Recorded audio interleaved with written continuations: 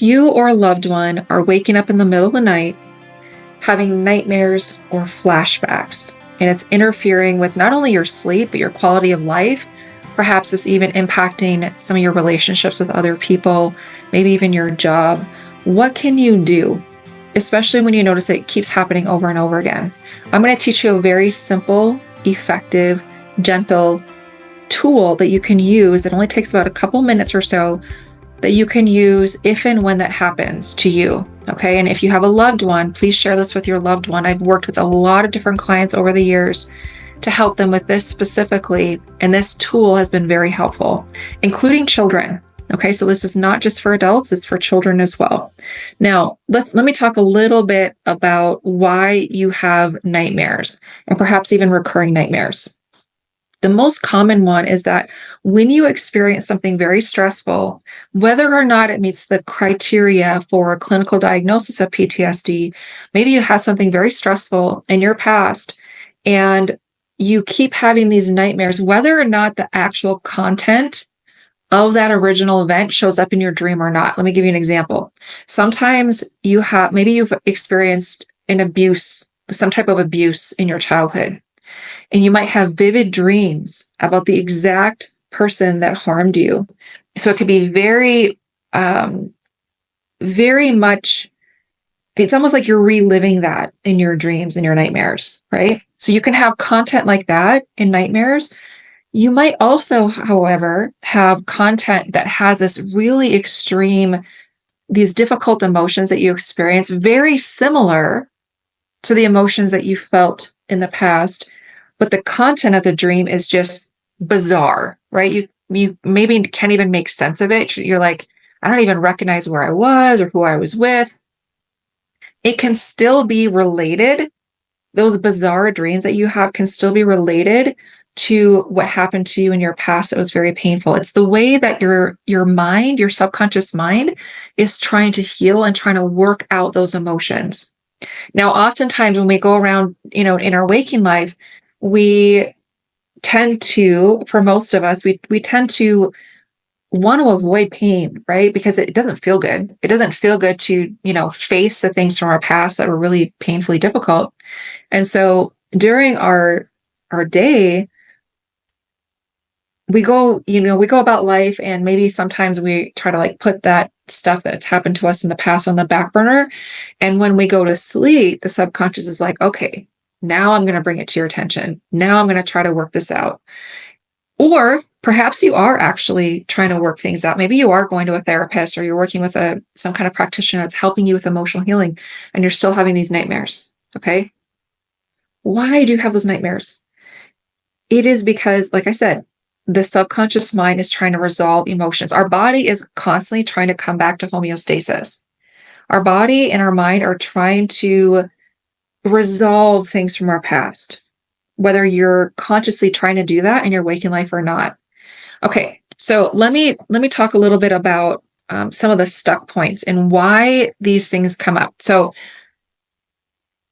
I'm going to give you the example of a splinter. Okay, so if you've ever gotten a splinter in your finger, if you don't actually use a tool such as the tweezers to pull it out, which can actually be kind of painful in and of itself to pull out the splinter. If you don't do that, though, because you're afraid of the pain that it's going to cause to pull it out, the splinter drives itself even deeper and deeper and deeper and deeper. And over time, it might actually get infected. And it might actually be far worse if it's gone untreated, right? It's very similar to the emotions that we experience when we've had a traumatic experience.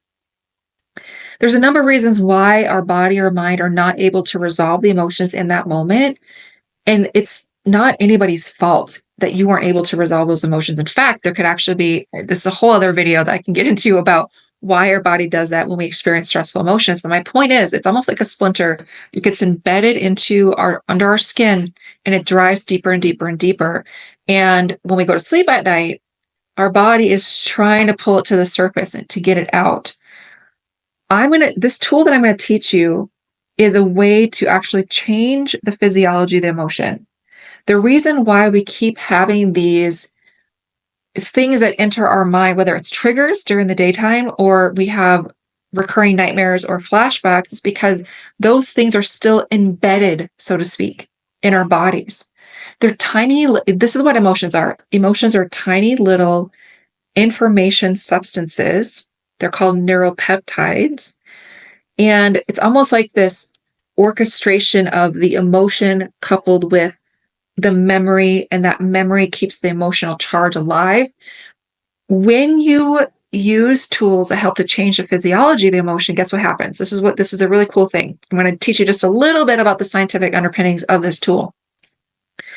When you can dismantle or neutralize the charge of that emotion, now you can still remember the same content that's associated with that emotion without that emotion getting re-triggered over and over again. Okay?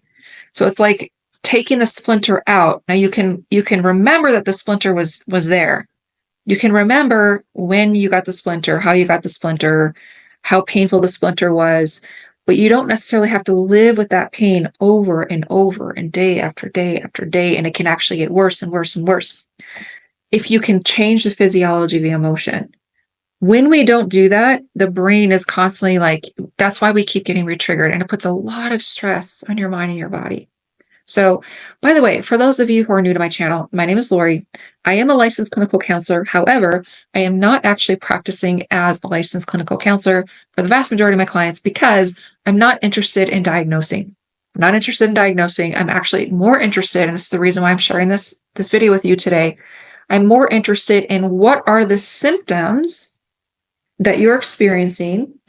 How do we go after the symptoms and actually heal the symptoms without putting a bunch of labels on it, without dealing with all the stuff that goes with clinical diagnosing? So that's another side note, but I do have a lot of experience working with trauma, and I have used a lot of different somatic tools with clients that have been really helpful. So let's get into the tool, okay? The tool is really simple. We're going to actually use the pulse points on the inside of the left and the right wrist. I'm going to put a illustration up for you so you can see it better. Why do we use those specific pulse points? Why do we touch those pulse points? In Chinese medicine, each one of those pulse points are associated with a whole host of specific emotions. Now, if you're noticing that you tend to experience mostly fear, that's probably one of the most common ones that you experience when you're having nightmares, is fear or dread or paralyzed or something like that. We're going to notice the pulse point on the inside of the left wrist. It's the blue point.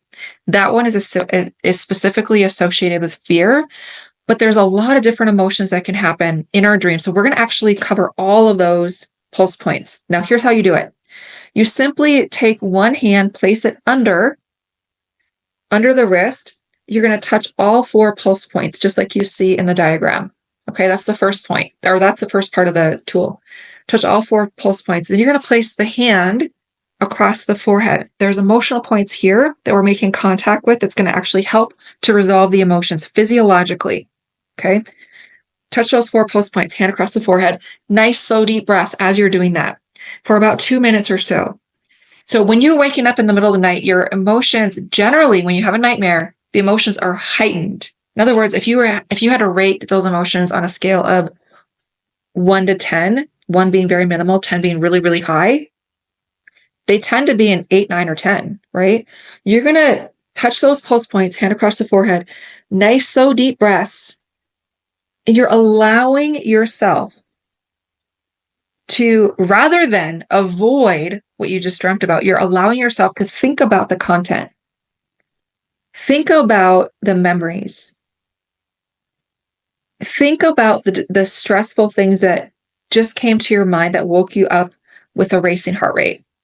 Now, why would I ask you to think about those things? Because for a lot of you, you're like, that's very counterintuitive, Lori. That's the thing that actually woke me up. That's the thing that's causing the stress. That's the thing that's causing all these really difficult emotions. Yes, it is. But here's the thing.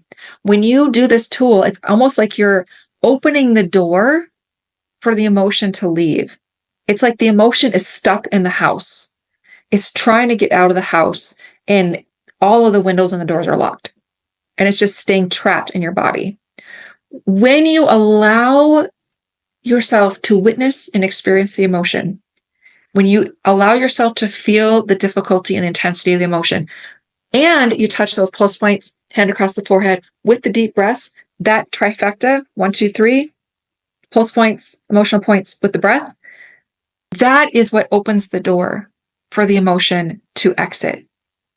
That is what changes the physiology. When you allow those emotions, when you have tools that allow those emotions to leave and get out of the house, so to speak, that's when you experience freedom. That's when you start noticing, wow, the nightmares haven't come back.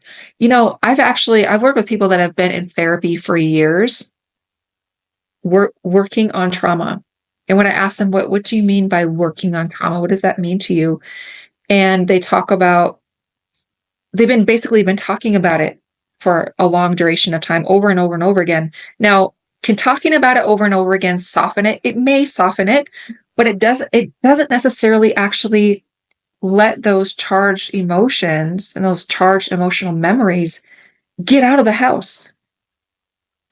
It can like put it in the closet and you can it might not be in your face all the time. It's now hidden in the closet and you don't see it every day, but it's still in the house.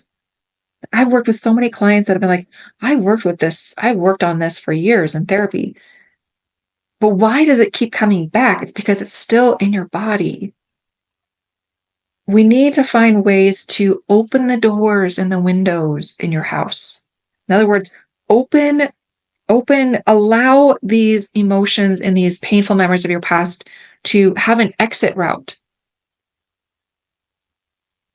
I could go on and on about the science of how this works. I never learned this in graduate school, by the way. I learned a lot of these things on my own, and I'm so very passionate about helping you be set free. I hope that this tool helps to set you free. I've seen so many people be set free from these things.